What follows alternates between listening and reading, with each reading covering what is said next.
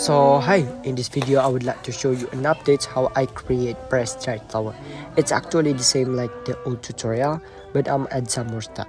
So let's begin. The first, I'm going to pick the flower from my garden.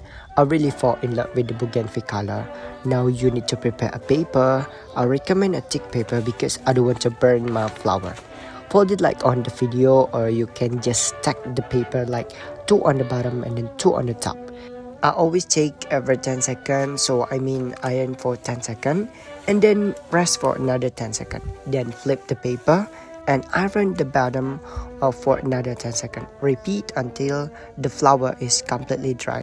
Do it really slowly because when the paper is still hot, it will crack the flower, and this is not the final step. There is one more step, important step you should do.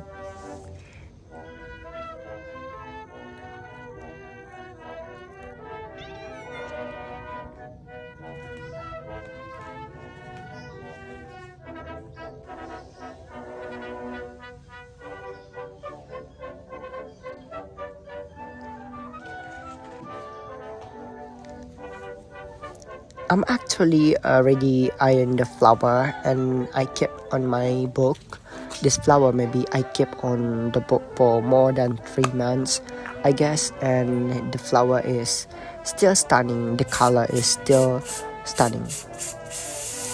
Now let's do the final step.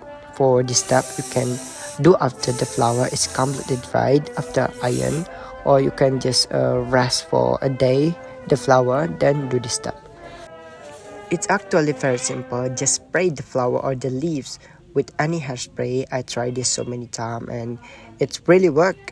Hairspray keeps the color of the flower long lasting.